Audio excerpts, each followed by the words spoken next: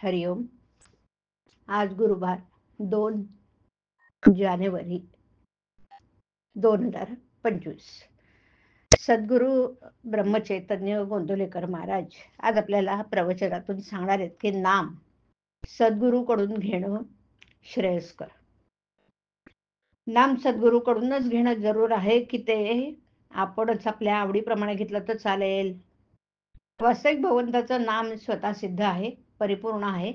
त्याला दुसऱ्या कुठून पूर्णता प्राप्त करून घ्यायची असते असं नाही.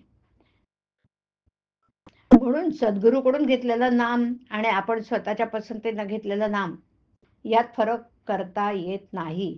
तरी सुद्धा सद्गुरूकडून घेतलेल्या नामाचं वैशिष्ट्य आहेच ना. आणि ते असं की तो त्या नामाच्या पाठीशी सत्ता रूपाने असतो आणि आपल्याकडून नामस्मरण होण्यात त्याची आपल्याला फार मदत होते. त्यामुळे आपल्या हातून होत असलेलं नामस्मरण त्याच्या सत्तेनेच होत आहे ही जाणीव राहून मी नामस्मरण करतो अशा तऱ्हेचा अहंकार उत्पन्न व्हायला वावच राहत नाही.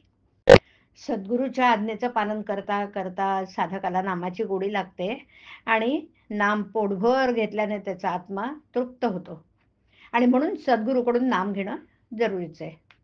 सद्गुरूची भेट होईपर्यंत मात्र आपण आपल्याकडून नामस्मरण करीत राहणं आवश्यक आहे, कारण ते नामस्मरणच आपल्याला सद्गुरूची भेट करून देणार ना. तसं पाहता आधी संतांची भेट होणं कठीण आणि समजा भेट झालीच तर त्यावर विश्वास बसून कठीण आहे. म्हणून नामाचं साधन चालू ठेवावं. खडीसाखर ठेवली की मुळ्यांना आमंत्रण करावं लागत नाही, ते आपोआप तिथे तिचा शोध काढीत येतात की नाही. तसंच तुम्ही खडीसाखर बना म्हणजे संत तुमच्याकडे धावतच येतील. खडीसाखर बना म्हणजे संतांना आवडेल असं वर्तन करा. संतांना काय आवडतं? भगवंताचं अनुसंधान आणि अखंड नामस्मरण, याशिवाय दुसरी कोणतीही गोष्ट त्यांना प्रिय नाही.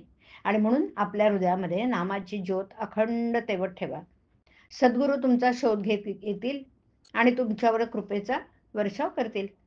आता अशा रीतीने सद्गुरूचे नाम दिल्यावर एखाद्याला असं वाटेल की मी राम राम असे म्हणत होतोच आणि आता सद्गुरूंनी तेच सांगितलंय, तर मग यात काय मोठं झालं? पण यातच विशेष आहे, कारण यात मी करता हा अभिमान टाकावा लागतो. सद्गुरूकडून नाम घेतलं म्हणजे आपल्या कर्तेपणाच्या अभिमानाला वाव राहत नाही.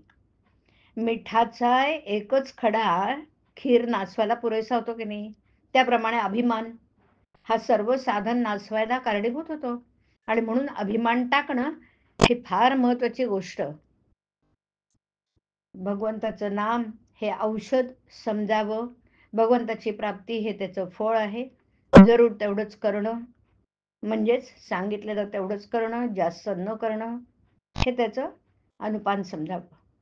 औषध मात्र थेंब थेंब आणि सतत पोटात गेलं पाहिजे. साध्या शब्दांचा सुद्धा आधार मोठा असतो. मग भगवंताच्या नामाचा आधार केवढा असेल? हरिओम. हरिओम तत्सत. हरिओम.